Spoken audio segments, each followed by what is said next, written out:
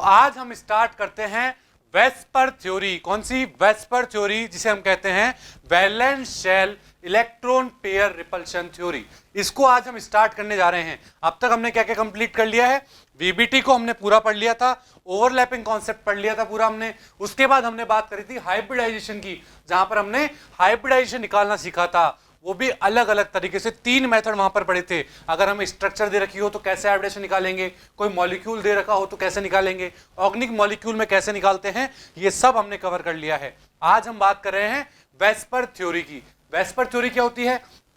VSEPR theory 2 scientist ने मिलकर दी थी। कौन कौन से साइंटिस्ट थे? एक था गिलिस्पी और एक था नायलॉन। इन दोनों ने मिलकर वेस्पर थ्योरी को इलैबोरेट किया था। बात क्लियर है यहां तक? अब सबसे पहले मैं बात करता हूं वेस्पर थ्योरी में ज्योमेट्री की। हमें यहां पर 2 चीज सुनने को मिलेगी, एक ज्योमेट्री ऑफ द मॉलिक्यूल और एक होगा शेप ऑफ द मॉलिक्यूल। वो क्या क्या होती है हमें सबसे पहले उसे समझना है। सो ज्योमेट्री क्या होती है? It is the 3D arrangement of hybrid orbital around the central atom is known as geometry of the molecule और आयन। क्या बोला मैंने? ज्योमेट्री एक 3D अरेंजमेंट होता है हाइब्रिड ऑर्बिटल्स का, जिसके अंदर हम लोन पेयर को भी कंसीडर करते हैं और बॉन्ड पेयर को भी कंसीडर करते हैं। अब ये लोन पेयर बॉन्ड पेयर क्या होते हैं? जो इलेक्ट्रॉन बॉन्ड बनाने के अंदर काम आते हैं वो होते हैं बॉन्ड पेयर्स, और जो इलेक्ट्रॉन बॉन्ड बनाने के अंदर यूज नहीं होते हैं उन्हें कहते हैं हम लोन पेयर। बात क्लियर है? तो ज्योमेट्री क्या हुई? ज्योमेट्री का मतलब हो गया जितने हमारे पास हाइब्रिड ऑर्बिटल हैं उनसे जो स्ट्रक्चर बनेगी वो मेरी ज्योमेट्री हो जाएगी। अब मैं बात करता हूं शेप की, कि शेप क्या होता है? शेप होता है it is a 3D arrangement of only bond pairs. Shape क्या होती है? केवल और केवल बॉन्ड पेयर का 3D अरेंजमेंट कैसा होगा स्पेस के अंदर, वो मेरी क्या कहलाएगी? वो मेरी उस मॉलिक्यूल की शेप कहलाएगी। बात क्लियर है? फॉर एग्जांपल मैं बात करता हूं CH4, NH3 और H2O। इन 3 मॉलिक्यूल की मैं बात करने जा रहा हूं। अगर मैं CH4 की बात करूं तो हमने सबने हाइब्रिडेशन निकालना सीख रखा है। कार्बन के वैलेंस शेल में 4 इलेक्ट्रॉन होते हैं, 4 मोनोवैलेंट एटम लगे हुए हैं। दैट मींस यहां पर हाइब्रिडेशन क्या आ जाएगा? यहां पर हाइब्रिडेशन sp3 आ जाएगा। और n की वैल्यू की मैं बात करूं, अगर नंबर ऑफ हाइब्रिड ऑर्बिटल की बात करूं तो वो भी 4 होंगे मेरे। बात क्लियर है? इसी तरह मैं NH3 की बात करता हूं तो NH3 के अंदर नाइट्रोजन के पास वैलेंस शेल में 5 इलेक्ट्रॉन होते हैं और नंबर ऑफ यूनिवैलेंट स्पीशीज कितनी है? 3 हाइड्रोजन प्रेजेंट है। दैट मींस यहां भी अगर मैं नंबर ऑफ हाइब्रिड ऑर्बिटल निकालूंगा तो वो 4 ही आएंगे, और हाइब्रिडाइजेशन यहां भी हाइब्रिडेशन sp3 ही रहेगा। बात क्लियर है? इसी तरह अगर मैं H2O की बात करता हूं तो H2O के अंदर भी ऑक्सीजन के वैलेंस शेल में कितने? 6 इलेक्ट्रॉन होते हैं, और 2 कितने हैं? 2 नंबर ऑफ यूनिवैलेंट स्पीशीज है, तो यहां पर भी n की वैल्यू 4 ही आएगी। That means number of hybrid orbital 4 ही होंगे और इसका हाइब्रिडेशन भी sp3 ही होगा। बात क्लियर है? तो आपने इन तीनों मॉलिक्यूल में क्या देखा? सबके अंदर नंबर ऑफ हाइब्रिड ऑर्बिटल भी सेम है और उनका हाइब्रिडाइजेशन भी सेम है। बात क्लियर है यहां तक? अब मैं बात करता हूं इनकी ज्योमेट्री की, कि इनकी ज्योमेट्री क्या होगी। अगर मैं CH4 की बात करूं तो हमें पता है अगर नंबर ऑफ हाइब्रिड ऑर्बिटल 4 होते हैं तो उसकी ज्योमेट्री टेट्राहेड्रल आ जाएगी। क्या आ जाएगी? टेट्राहेड्रल आ जाएगी। अगर मैं NH3 की बात करूं तो इसके अंदर भी नंबर ऑफ हाइब्रिड ऑर्बिटल तो 4 ही है, इसलिए यहां भी ज्योमेट्री क्या होगी? टेट्राहेड्रल ही होगी। और same in the case of water, water के अंदर भी नंबर ऑफ हाइब्रिड ऑर्बिटल 4 है, तो यहां भी ज्योमेट्री तो टेट्राहेड्रल ही आएगी। बात क्लियर है यहां तक? अब मैं बात करता हूं शेप की। क्या शेप भी इन सब की टेट्राहेड्रल ही होगी? नहीं बच्चों, ऐसा नहीं होगा। तो शेप क्या होगी उसके बारे में बात करते हैं। अगर मैं यहां पर बात करता हूं CH4 में तो आप क्या देख पा रहे हैं? जितने हाइब्रिड ऑर्बिटल प्रेजेंट है उतने ही हाइड्रोजन भी है। दैट मींस 4 हाइब्रिड ऑर्बिटल है और CH4 के अंदर आप देख पा रहे हैं 4 हाइड्रोजन भी प्रेजेंट है। दैट मींस टोटल यहां पर केवल और केवल बॉन्ड पेयर ही प्रेजेंट होंगे, और चारों बॉन्ड पेयर होंगे तो इसकी शेप टेट्राहेड्रल ही हो जाएगी। समझ में आया यहां तक? NH3 का केस लेते हैं हम। NH3 के केस में क्या होगा? 4 हाइब्रिड ऑर्बिटल प्रेजेंट है बट यहां पर हाइड्रोजन 3 ही है, और अगर हाइड्रोजन यहां पर 3 ही है तो शेप क्या हो जाएगी? यहां पर शेप पायरामिडल हो जाएगी। जैसे कि आप देख पा रहे हैं यहां पायरामिडल शेप आएगी हमारे पास। इसी तरह अगर मैं H2O की बात करूं, यहां पर हाइब्रिड ऑर्बिटल तो 4 ही है, हाइब्रिड ऑर्बिटल 4 है बट हाइड्रोजन मुझे 2 ही देखने को मिल रहे हैं, और अगर 2 ही हाइड्रोजन देखने को मिल रहे हैं तो शेप मेरी बेंट शेप आएगी। तो समझ में आया आपको ज्योमेट्री और शेप का लफड़ा क्या होता है?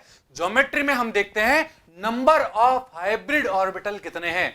जितने हाइब्रिड ऑर्बिटल होंगे उस हिसाब से उसकी ज्योमेट्री बता दी जाएगी। बट अगर मैं बात करूं शेप की, तो शेप के अंदर केवल और केवल बॉन्ड पेयर देखने पड़ेंगे। जैसे मैं इस केस में क्या देखा था कि कार्बन के पास 4 हाइड्रोजन है तो 4 बॉन्ड पेयर है। अगर मैं इसकी बात करूं NH3 की, तो NH3 के पास 3 हाइड्रोजन थे तो 3 बॉन्ड पेयर थे और 1 लोन पेयर था। वाटर की बात करूं तो 2 ही हाइड्रोजन थे तो 2 बॉन्ड पेयर थे और 2 ही लोन पेयर थे। बात क्लियर है, समझ में आया कैसा मैंने ज्योमेट्री और शेप को डिस्क्राइब किया है। अब मैं बात करता हूं कुछ की पॉइंट्स की। देखिए, lone pair are not consider in the shape of the molecule but these are use to determine the shape of molecule. क्या बोला मैंने ये बात बोली है कि जो लोन पेयर होते हैं उनका शेप में कोई लेना देना नहीं है, मतलब उनको शेप के अंदर कंसिडर नहीं किया जाता, बट उनका यूज किया जाता है उस शेप को डिटरमाइन करने के लिए कि उस मॉलिक्यूल की शेप क्या होगी। बिल्कुल टेंशन नहीं लेनी है, अभी हम इतने सारे एग्जांपल करेंगे तो हमें यह पॉइंट बहुत इजीली समझ में आ जाएगा। अगर नेक्स्ट पॉइंट की बात करूं मैं, lone pair are consider in the geometry of the molecule. बिल्कुल हमने देखा था कि लोन पेयर्स का यूज ज्योमेट्री निकालने के लिए तो किया जाता है बट शेप निकालने के लिए नहीं किया जाता। बात क्लियर है, ये था हमारा इंट्रोडक्शन पार्ट वेस्पर थ्योरी का। बात क्लियर है, ध्यान रखिएगा बच्चों, जो हम वेस्पर थ्योरी पढ़ते हैं उसको कई लोग वेस्पर थ्योरी भी बोलते हैं, VSEPR थ्योरी भी बोलते हैं, तो कुछ भी बोल सकते हैं। हमें बस ये याद रखना है कि वेस्पर थ्योरी क्या होती है और क्या क्या चीज हम उसके अंदर पढ़ते हैं। बात क्लियर है। अब मैं बात करता हूं पोस्टुलेट्स ऑफ वेस्पर थ्योरी के, कि वेस्पर थ्योरी के पोस्टुलेट्स क्या क्या होंगे, क्या क्या कंडीशन होने पर उस मॉलिक्यूल की शेप कैसी कैसी हो सकती है, उन सब चीजों के बारे में हम पढ़ने जा रहे हैं। तो फर्स्ट पोस्टुलेट की सबसे पहले मैं बात करता हूं, if all the electron pair around the central atom are bond pair, there are no lone pair, then shape of the molecule depends upon type of hybridization. क्या बोला मैंने, अगर किसी मॉलिक्यूल के अंदर, किसी आयन के अंदर सेंट्रल एटम के पास, किसी भी मॉलिक्यूल या आयन के अंदर सेंट्रल एटम के पास केवल और केवल बॉन्ड पेयर ही है, क्या है, केवल और केवल बॉन्ड पेयर ही है, वहां पर कोई भी लोन पेयर नहीं है, तो उस मॉलिक्यूल की शेप केवल और केवल उनके एन के ऊपर डिपेंड करेगी या फिर उनकी इलेक्ट्रॉन पेयर के ऊपर डिपेंड करेगी कि वहां पर कितने इलेक्ट्रॉन पेयर आ रहे हैं, या फिर मैं बोल दूं कितने हाइब्रिड ऑर्बिटल आ रहे हैं। बात क्लियर है। देखो, सपोज मैं बात करता हूं मेरी n की वैल्यू 2 है, that means number of hybrid orbital मेरे 2 हैं। अगर 2 नंबर ऑफ हाइब्रिड ऑर्बिटल है और वहां पर कोई भी लोन पेयर नहीं है, केवल और केवल बॉन्ड पेयर है, तो वहां पर शेप मेरी sp हाइब्रिडेशन होगा और शेप मेरी लीनियर आएगी। कैसी आएगी, लीनियर आएगी। मैं बात करता हूं अगर मेरे पास नंबर ऑफ हाइब्रिड ऑर्बिटल 3 होते हैं तो वहां हाइब्रिडेशन क्या हो जाएगा, 3 के लिए sp2 हमने पढ़ा हुआ है और sp2 के लिए शेप होती है ट्राइगोनल प्लेनर। एक बात का ध्यान रखना कि मैं यहां पर बिल्कुल भी लोन पेयर की बात नहीं कर रहा हूं। जब लोन पेयर प्रेजेंट नहीं है, केवल और केवल बॉन्ड पेयर है, तो उनका जो हाइब्रिडाइजेशन होता है उससे हम सीधी उसकी शेप निकाल सकते हैं। बात क्लियर है। इसी तरह अगर n = 4 लेते हैं तो उसका हाइब्रिडेशन sp3 हो जाएगा और उसकी शेप क्या आ जाएगी, टेट्राहेड्रल शेप आ जाएगी। n = 5 लेते हैं, नंबर ऑफ हाइब्रिड ऑर्बिटल 5 लेता हूं अगर मैं, तो मेरा हाइब्रिडेशन आ जाएगा sp3d और शेप क्या होगी, शेप हो जाएगी ट्राइगोनल बाई पायरामिडल। बात क्लियर है। अगर इसी तरह n = 6 लेते हैं, हाइब्रिड ऑर्बिटल का नंबर अगर 6 है तो हाइब्रिडेशन होता है sp3d2 और शेप आ जाती है ऑक्टाहेड्रल, जिसे हम स्क्वायर बाई पायरामिडल भी बोल देते हैं। बात क्लियर है। अगर n = 7 लेते हैं तो हाइब्रिडेशन आता है हमारा sp3d2 और वहां पर शेप हो जाएगी पेंटागोनल बाई पायरामिडल। बात क्लियर है। पहला पोस्टुलेट समझ में आया। क्या बोला हमने पहले पोस्टुलेट्स में, पहले पोस्टुलेट में यह पढ़ लिया है कि अगर किसी मॉलिक्यूल या आयन के अंदर जो इलेक्ट्रॉन पेयर्स प्रेजेंट है सेंट्रल एटम के ऊपर, वो सभी के सभी इलेक्ट्रॉन पेयर बॉन्ड पेयर है, वहां पर कोई भी लोन पेयर नहीं है, तो वहां पर उनकी शेप उनके हाइब्रिडाइजेशन के ऊपर डिपेंड करेगी कि उनका क्या हाइब्रिडेशन है, उस हिसाब से उसकी शेप हो जाएगी। बात क्लियर है, यहां तक समझ में आया पूरा। अब मैं बात करता हूं identification of number of bond pair and lone pair around the central atom. मैं बात करता हूं किसी भी मॉलिक्यूल के अंदर हम कैसे पता करेंगे कि कितने बॉन्ड पेयर है और कितने लोन पेयर है, उसकी बारे में बात करते हैं हम। क्योंकि हमने ये तो बोल दिया कि अगर केवल और केवल बॉन्ड पेयर है, लोन पेयर नहीं है, बट हमें पता कैसे चलेगा कि वहां पर लोन पेयर है या नहीं है, बॉन्ड पेयर है या नहीं है, तो उसे अब हम समझने जा रहे हैं। देखिए सबसे पहले मैं बात करता हूं CH4 की। अभी हमने पढ़ा, एक बार वापस देख लेते हैं हम CH4 हमने कैसे निकाला था। देखिए CH4 की मैं बात करता हूं तो CH4 के अंदर नंबर ऑफ हाइब्रिड ऑर्बिटल कैसे आएंगे बताइए। सबसे पहले हाइब्रिडाइजेशन निकालना पड़ेगा, हाइब्रिड ऑर्बिटल का नंबर निकालना पड़ेगा। और कैसे निकालते हैं, कार्बन के वैलेंस शेल में 4 इलेक्ट्रॉन और 4 ही यूनिवैलेंट स्पीशीज जुड़ी हुई है, 4 + 4/2 कर देंगे। यहां मैंने चार्ज कंसीडर इसलिए नहीं किया क्योंकि CH4 के ऊपर कोई भी चार्ज नहीं होता है। तो 4 + 4/2 करते ही क्या आ जाएगा बताइए, n की वैल्यू 4 आ जाएगी। कितनी आ जाएगी, n = 4 आ जाएगा। और n = 4 आया, दैट मींस उसका हाइब्रिडेशन sp3 होगा। क्या होगा, sp3 हाइब्रिडेशन होगा। अब देखिए, अब मैं निकालने जा रहा हूं उसके अंदर नंबर ऑफ बॉन्ड पेयर और लोन पेयर। तो देखिए हमारे पास टोटल हाइब्रिड ऑर्बिटल कितने हैं, कोई बता सकता है। देखिए 4 हाइब्रिड ऑर्बिटल आए हैं, और 4 हाइब्रिड ऑर्बिटल आए हैं, और कार्बन के पास कितने हाइड्रोजन प्रेजेंट है, 4 ही हाइड्रोजन प्रेजेंट है। दैट मींस 4 हाइब्रिड ऑर्बिटल है, 4 ही हाइड्रोजन है, तो यहां पर केवल और केवल बॉन्ड पेयर ही प्रेजेंट होंगे, कोई भी लोन पेयर प्रेजेंट नहीं होगा। That means bond pair plus lone pair कितना हो जाएगा, 4 + 0 हो जाएगा। 4 बॉन्ड पेयर 0 लोन पेयर होगा। यहां पर बात क्लियर है, समझ में आया बॉन्ड पेयर लोन पेयर निकालना। ठीक है, एक और एग्जांपल लेके देखते हैं। देखिए सेकंड में एग्जांपल लेता हूं NH3 का। NH3 का अगर मैं हाइब्रिडेशन निकालने जाऊंगा, नंबर ऑफ हाइब्रिड ऑर्बिटल निकालूंगा, तो n = 4 आएगा। That means 4 hybrid orbital present होंगे NH3 के अंदर। अब देखिए अगर 4 प्रेजेंट है तो हाइब्रिडेशन हमें पता है sp3 हो जाएगा, और sp3 अगर हाइब्रिडेशन हुआ है तो हमें क्या बताना है, अब हमें बताना है नंबर ऑफ बॉन्ड पेयर और लोन पेयर कितने होंगे। तो आप देख पा रहे हो, अगर n की वैल्यू 4 है, नंबर ऑफ हाइब्रिड ऑर्बिटल 4 है, बट यहां पर NH3 में केवल और केवल 3 ही हाइड्रोजन है। और अगर 3 ही हाइड्रोजन है तो वहां पर बॉन्ड पेयर तो 3 होंगे, बट एक अभी भी बचा हुआ है, तो वो एक क्या हो जाएगा, मेरा लोन पेयर हो जाएगा। तो bond pair plus lone pair क्या होगा, वो मेरा हो जाएगा 3 + 1 हो जाएगा। दैट मींस 3 बॉन्ड पेयर और 1 लोन पेयर हो जाएगा। इसी तरह मैं बात करता हूं थर्ड एग्जांपल की, XeO4। क्या, XeO4। तो सबसे पहले क्या करना है, n की वैल्यू निकालनी है। n की वैल्यू कैसे निकालते हैं, Xe के वैलेंस शेल में 8 इलेक्ट्रॉन होते हैं, तो 8 तो वो हो गया। क्या कोई यूनिवैलेंट स्पीशीज है, नहीं है। क्या कोई चार्ज है, चार्ज भी नहीं है, तो 8/2 कर देंगे तो n की वैल्यू 4 आ जाएगी। और अगर n की वैल्यू 4 आई है तो हाइब्रिडेशन क्या होगा, हाइब्रिडेशन sp3 हो जाएगा। और sp3 हाइब्रिडेशन हो गया। अब हमें पता करना है कि यहां पर बॉन्ड पेयर और लोन पेयर कितने होंगे।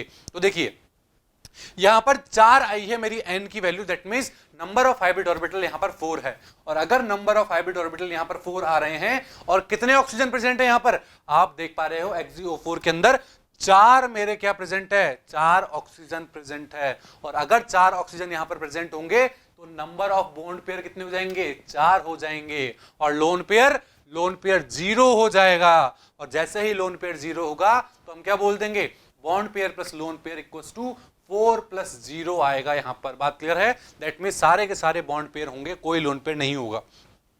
इसी तरह मैं बात करता हूं फोर्थ की, ClO3-। क्या है, यहां पर एक एनायन दे रखा है, दैट मींस एक नेगेटिव चार्ज मॉलिक्यूल दे रखा है। इसका कैसे निकालेंगे, देखिए बहुत इजी है। सबसे पहले n की वैल्यू निकालेंगे।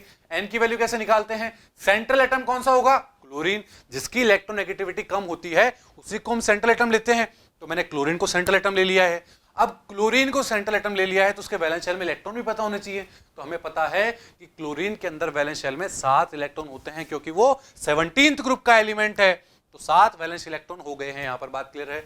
अगर मैं बात करूं यूनिवैलेंट स्पीशीज की, तो क्या कोई यहां पर यूनिवैलेंट स्पीशीज है, कोई यूनिवैलेंट स्पीशीज नहीं है। दैट मींस यहां पर अब मेरे को केवल चार्ज को कंसीडर करना पड़ेगा। तो चार्ज कितना दे रखा है, -1। अगर -1 चार्ज होता है तो हम उसे +1 कंसीडर करते हैं।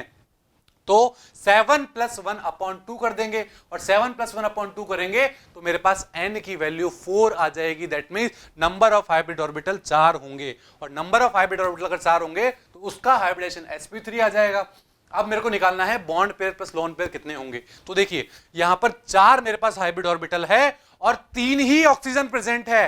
दैट मींस केवल 3 ही बॉन्ड पेयर होंगे, बाकी एक तो लोन पेयर हो जाएगा। क्या हो जाएगा, एक लोन पेयर हो जाएगा। तो bond pair plus lone pair की वैल्यू कितनी आई 3+1 वैल्यू आ चुकी है। बात क्लियर है। इसी तरह एक एग्जांपल और लेते हैं, जैसे अब मैं बात करता हूं H2O की।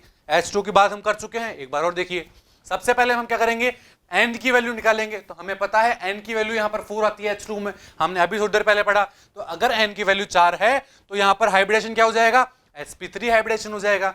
अब n की वैल्यू 4 है, वहां से मैं देखूंगा कि यहां पर कितने हाइड्रोजन प्रेजेंट है, कितने मोनोवैलेंट स्पीशीज प्रेजेंट है। यहां पर 2 ही हाइड्रोजन है। दैट मींस 4 में से केवल 2 बॉन्ड पेयर होंगे और बाकी बचे 2 मेरे लोन पेयर हो जाएंगे। तो bond pair plus lone pair की नंबर क्या आएगा, 2+2 आ जाएगा। बात क्लियर है, समझ में आ रहा है यहां तक। अब एक और एग्जांपल लेते हैं। एक और एग्जांपल में लेता हूं XeOF4। तो XeOF4 में कैसे निकालेंगे, सबसे पहले n की वैल्यू निकाल लिए। तो हमने पता है Xe के अंदर वैलेंस शेल में कितने इलेक्ट्रॉन होते हैं, 8 इलेक्ट्रॉन होते हैं। नंबर ऑफ यूनिवैलेंट स्पीशीज कितनी है, यहां पर 4 फ्लोरीन दे रखे हैं और हमें पता है फ्लोरीन सिंगल बॉन्ड ही बनाता है। तो 4 मेरे पास क्या हो जाएंगे, यूनिवैलेंट एटम हो जाएंगे। और क्या कोई चार्ज दिखाई दे रहा है, कोई चार्ज नहीं है। तो क्या होगा बताइए, 8+4/2 दैट इज इक्वल टू कितना हो जाएगा, 12/2। दैट मींस n की वैल्यू यहां पर 6 आएगी। और n की वैल्यू अगर यहां पर 6 आ रही है तो हाइब्रिडेशन क्या होगा बताइए, sp3d2 इसका हाइब्रिडेशन हो जाएगा। sp3d2 हाइब्रिडेशन हो गया। अब n की वैल्यू 6 है, अगर Xe के पास 6 एटम प्रेजेंट होंगे तो 6 के 6 बॉन्ड पेयर बन जाएंगे और लोन पेयर की वैल्यू 0 हो जाएगी। बट मैं यहां पर देख पा रहा हूं कि Xe के अंदर क्या हो रखा है बताइए, Xe के अंदर 1 ऑक्सीजन है और 4 फ्लोरीन प्रेजेंट है। दैट मींस 1 एटम कम पड़ रहा है, तो 5 ही बॉन्ड पेयर हुए और 1 लोन पेयर हो चुका है। यहां पर बात समझ में आई। तो bond pair plus lone pair की वैल्यू क्या हो गई, 5+1 हो चुकी है। बात समझ में आ चुकी है यहां तक। नेक्स्ट देखिए, एक और एग्जांपल लेते हैं, 7th एग्जांपल ICl2-। क्या बोला मैंने, ICl2- मैंने एग्जांपल लिया। तो देखिए ICl2- के अंदर क्या करेंगे, सबसे पहले आयोडीन हमारा सेंट्रल एटम होगा क्योंकि उसकी इलेक्ट्रोनेगेटिविटी कम है।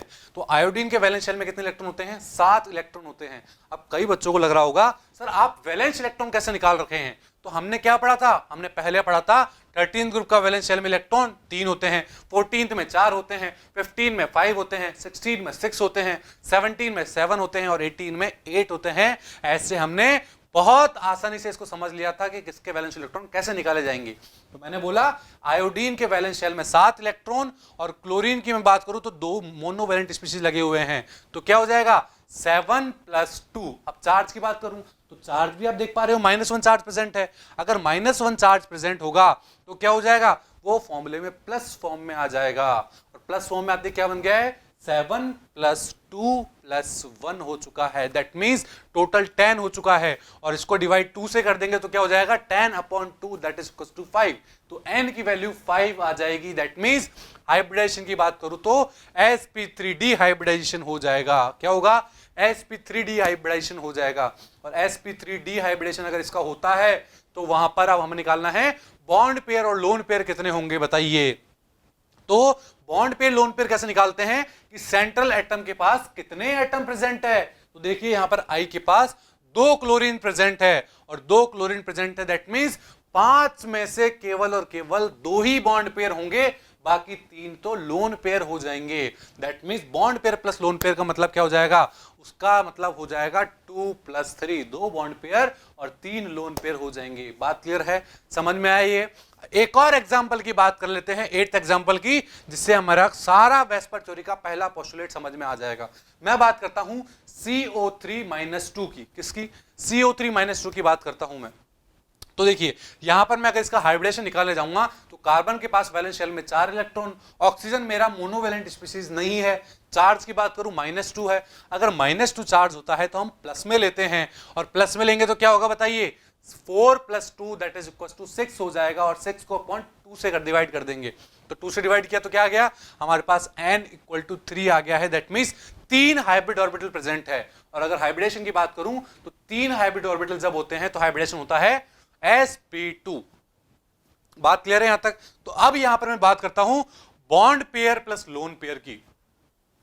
वो कितने होंगे देखिए, वो हम कैसे कैलकुलेट करेंगे। अगर हाइब्रिड ऑर्बिटल मेरे पास 3 है तो वहां पर हम ऑक्सीजन देखेंगे, वहां पर कार्बन के साथ कितने साइड एटम लगे हुए हैं। तो आप देख पा रहे हैं कि CO3 में 3 ऑक्सीजन लगे हुए हैं और 3 ही हाइब्रिड ऑर्बिटल है।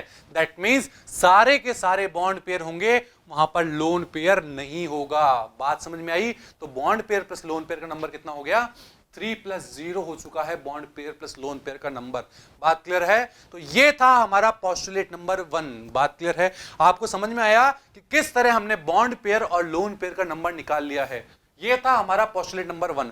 अगर जब हम सेकंड पोस्टुलेट पढ़ेंगे तो वहां पर हम देखेंगे कि किस तरह लोन पेयर और बॉन्ड पेयर को मिला के मॉलिक्यूल की शेप निकाली जाती है। अभी हमने क्या पढ़ा है कि कैसे हमने बॉन्ड पेयर और लोन पेयर काउंट किए।